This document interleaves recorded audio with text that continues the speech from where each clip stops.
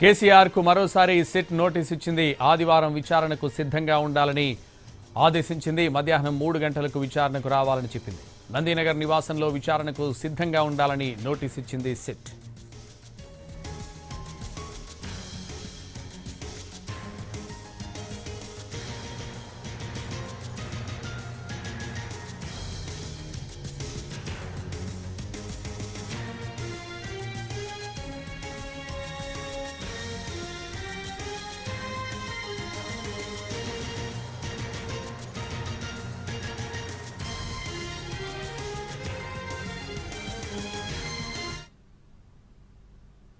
కేసీఆర్ కు మరోసారి SIT notice ఇచ్చింది. ఆదివారం విచారణకు సిద్ధంగా ఉండాలని ఆదేశించింది.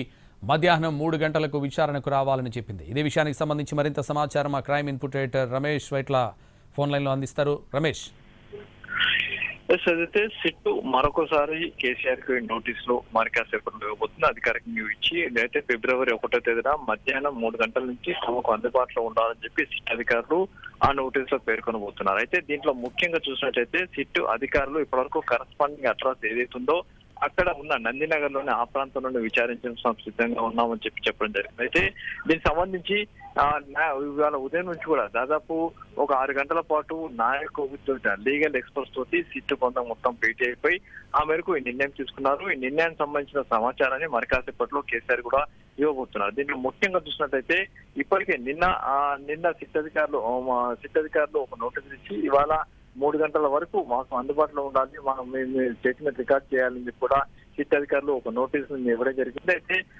నిన్న కేసీఆర్ ఒక లేఖ రాస్తున్నారు సిట్ అధికారులకు ఒక సమాచారం ఇస్తూ దాంట్లో కొన్ని విషయాలు చెప్పడం జరిగింది. తనకు ఇక మీద కరస్పాండింగ్ మొత్తం అడ్రస్ కూడా ఎర్రవల్లి ఫామ్ హౌస్ చెప్పడం జరిగింది. ఆ మేరకు అక్కడికే వస్తే చట్టపరంగా తాను పూర్తిగా సహకరిస్తానని చెప్పడం జరిగింది. అయితే ఈ మేరకు ఆ సిట్ అధికారులకు ఏదైతే రిక్వెస్ట్ పెట్టారో రిక్వెస్ట్ మొత్తం కూడా కాదని చెప్పి నందినగర్ లోని పాత నివాసంలోనే విచారించేందుకు మనం సిద్ధంగా ఉన్నాం, అక్కడికే మీరు అందుబాటులో ఉండాలి, ఫిబ్రవరి 1వ తేదీన మధ్యాహ్నం 3 గంటల నుంచి మీరు అందుబాటులో ఉండాలని కూడా ఆ నోటీస్ లో పేర్కొనబోతున్నారు. అయితే దీంట్లో ముఖ్యంగా చూసినట్లయితే ఇప్పటికీ లీగల్ కావచ్చు లేకపోతే కరస్పాండింగ్ అడ్రస్ ఉంటుంది నందినగర్ నేపథ్యంలో అక్కడే విచారించేందుకు కూడా అధికారులు పూర్తిగా సన్నద్ధం అవుతున్నారు. అయితే దీనికి సంబంధించి కూడా సమాచారం కావచ్చు లేకుంటే దీనికి సంబంధించిన వివరం కావచ్చు సిట్ అధికారులు కేసీఆర్ కు మరి కాసేపట్లో అధికారికంగా చెప్పబోతున్నారు. దీంట్లో ముఖ్యంగా పూర్తి స్థాయిలో ఏదైతే ఇప్పటికీ హరీష్ రావు కావచ్చు, కేటీఆర్ కావచ్చు, సంతోష్ కావచ్చు, ఇది 3 స్టేట్మెంట్లను ఇప్పటికీ రికార్డ్ చేశారు.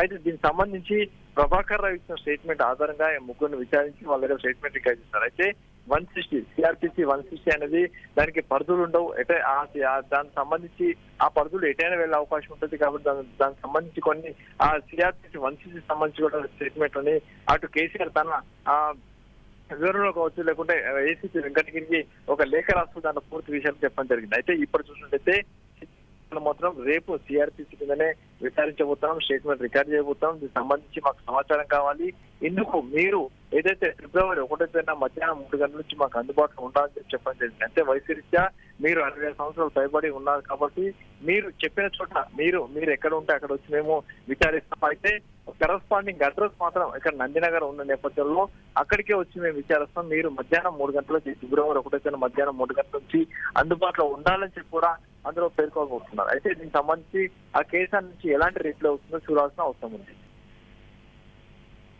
Thank you Ramesh.